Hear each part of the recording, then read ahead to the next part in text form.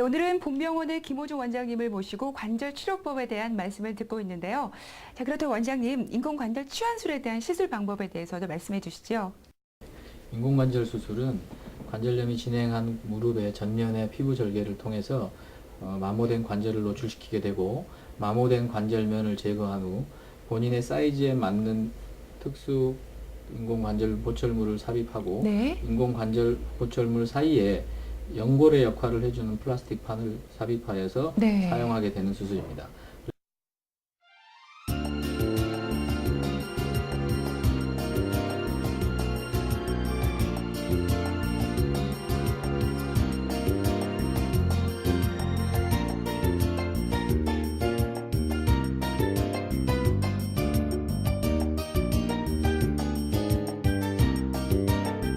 그래서 이와 같은 모양으로 인공관절 삽입 후에는 이렇게 금속 보형물과 금속 보형물 사이에 연골판 역할을 해주는 플라스틱 재질의 특수 폴리에스틸렌 재질의 그 연골판이 놓이게 돼서 네. 매끄럽게 관절을 운동할 수 있게 됩니다.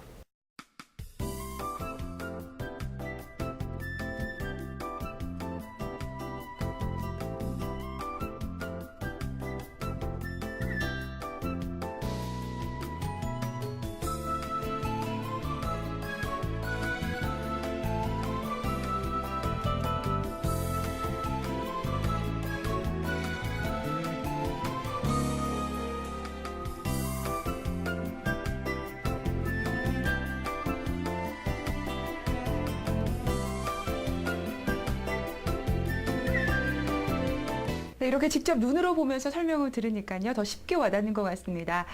자, 그렇다면 이 인공관절이 시술되는 모습을 좀 살펴볼 수 있을까요? 네. 엑스레이를 보면 설명드리겠습니다.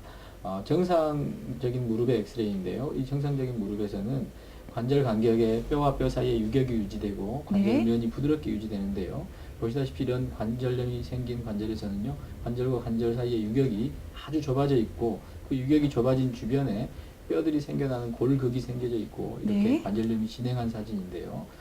수술을 시행하고 난 후에는 보시는 바와 같이 이렇게 보철물이 보이게 되고, 사이에 있는 이 연골판을 역할을 해주는 폴리에틸렌 재질에 의해서 유격이 유지되는, 그리고 그것이 연골 역할을 해주는 그런 네. 사진입니다. 네, 인공관절 수술에 대한 걱정이 많으셨던 분들 원장님 말씀 들으시고 마음이 편해지셨을 것 같습니다. 자, 그런데 원장님, 물론 정도에 따라 다르겠지만은요, 인공관절이 한쪽만 닳았을 때 연골이 다른 부분만 교체가 가능한 것인가요? 어떻습니까? 그런 방법도 있습니다. 네. 그러니까 관절 중에, 관절의 안쪽과 바깥쪽 중에 한쪽만 닿고 나머지 구조가 다 건강하고 잘 유지될 때, 네. 특히 무릎 안에 무릎의 밸런싱을 맞춰주는 인대의 밸런싱이 좋은 환자 중에서 특히 안쪽만 부분적으로 이 마모가 진행된 환자에서는 인공관절 부분 치환술을 할 수 있습니다. 네. 이 부분 치환술은 전 치환술, 인공관절 치환술에 비해서 절개도 적고, 수술 후에 출혈이나 수술 후에 이 통증이 훨씬 적고, 회복도 훨씬 빠르고, 관절 운동의 범위도 넓게 얻을 수 있는 장점이 있는데, 말씀드린 것처럼 그것에 해당되는 환자가 상대적으로 전 치환술에 비해서 적다. 네. 옆으로 진행했다든지 밸런싱이 안 맞다든지, 특히 변형이 와 있다든지 하면 이런 부분 치환술은 제한이 있을 수 있습니다. 네, 그렇다면 방금 말씀하신 인공관절 부분 치환술의 시술의 모습도 살펴볼 수 있을까요? 엑셀 보시다시피 관절염이 진행해 있지만 상대적으로 관절 유격이 좀 많이 아주 극도로 좁아져 있지 않고, 바깥쪽은 관절 간격이 유지되는 이런 환자에서 네. 무릎 주변의 인대의 밸런싱이 잘 유지되는 경우에 이쪽만 닳아진 부분만 부분적으로 치환할 수 있습니다. 그래서 수술 후의 사진을 보시면 이렇게 전 치환술에 비해서 인공 보철물도 굉장히 적고, 그러니까 여러 가지 장점을 얻을 수 있는 그런 수술을 진행할 수 있습니다. 네, 이렇게 자신의 상태에 따라 부분적으로도 교체가 가능하다고 하니까 보다 효과적인 시술법이 아닐까라는 생각이 듭니다. 자, 그런데 한 가지 걱정이 좀 있는데요. 혹시 인공관절은요, 불편하다거나 또 유연하지 못하다거나 이런 걱정을 하시는 분이 계실 것 같은데요. 어떤가요? 인공관절 수술을 하는 첫 번째 이유가 환자가 아프다, 네. 그리고 변형이 동반돼 있다, 그리고 관절이 유연하지 못하다 하는 이유로 수술을 시행하게 됩니다. 그래서 수술 후에도 환자가 유연하지 못한 경우가 있습니다.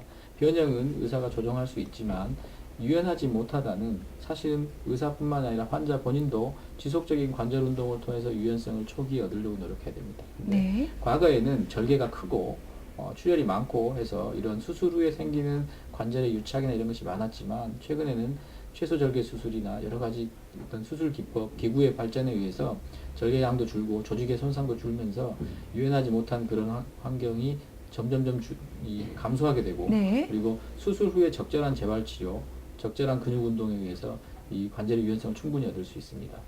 네, 수술 후 그만큼 관리가 중요할 것 같은데요. 그렇다면 특별히 수술 후에 주의해야 될 사항이 있다면 어떤 것들이 있을까요? 수술 후에 가장 주의해야 될 것은 네. 초기에 관절 운동을 빨리 획득하는 것입니다. 수술 후에 통증이 수술 후 통증이 상당 기간 지속되기 때문에 그때 환자분들이 관절 운동을 잘 안 하시려고 하는 경우 때문에 아까 말씀드린 것처럼 유연성이 결여되기 때문에 초기에 관절 운동을 열심히 하는 게 굉장히 중요하겠고요. 그 후에는 관절 운동을 얻은 후에는 그 관절 인공 관절 보철물이 잘 체내에서 유지되고 있는지 주기적인 검진이 필요하겠고 네. 일상생활 중에는 잘 구부리고 잘 펴는 운동을 꾸준히 하는 것 네. 그리고 잘 구부러지는 무릎이라 하더라도 평소의 생활 중에 과도하게 구부려 버리거나 아주 심한 노동을 한다든지 격렬한 운동을 한다든지 하는 것은 피해야 합니다. 네. 그리고 수술 후 한 3개월까지는 통증이 경반되는 경우도 있고 여러 가지 어떤 문제가 있기 때문에 병원에서 약도 좀 처방을 받아야 될 것 같고요. 네. 그리고 평소에 자꾸 수술 후 1, 2개월 내에 얼음찜질을 한다든지 이런 걸 하셔야 되고요. 넘어져서 다치지 않도록 주의하셔야 되고요. 네. 그리고 꾸준히 정기검진 받으셔야 되고 그런 점을 주의하셔야 되겠습니다. 네. 수술 후 관리만 잘 하신다면 큰 걱정을 하지 않으셔도 될 것 같습니다. 그렇다면은 인공관절 수술은요, 어느 정도 회복 기간이 걸리는지 궁금한데 어떻습니까? 대개 입원하는 기간은 약 3주 내외가 필요하고요. 수술 후에 2, 3일째부터 환자가 보행 연습을 하게 되고 관절 운동을 하게 됩니다. 네. 그리고 수술 후 한 2주경에 실밥을 제거하게 되고 실밥을 제거한 후에 적극적인 관절 운동과 근력 운동 그래서 재활 치료를 보통 6주에서 8주까지는 적극적으로 시행해 주는 게 좋겠습니다. 네. 그 일상생활에 미친 영향 때문에 회복 기간에 대해서 걱정하셨던 분들 안심하셔도 될 것 같습니다. 자, 그렇다면 환자분들이 일상생활 속에서 할 수 있는 생활요법에 대해서 말씀해 주시죠. 네.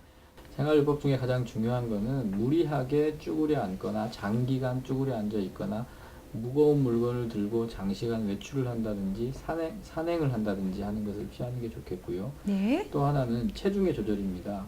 체중이 늘면 그 는 체중의 보통 5배에서 10배가량의 하중이 무릎에 작용할 수 있기 때문에 체중을 조절하는 게 좋겠고요. 올바른 운동 역시 관절염을 관리하는 데 아주 효과가 있는데요. 네. 꾸준한 근력 운동, 그리고 꾸준한 관절 운동을 통해서 또 관절 주변의 밸런싱을 유지해 주는 것이 중요하겠습니다. 네. 그렇다면 관절염에 특별히 좋은 운동이라면 뭐가 있을까요?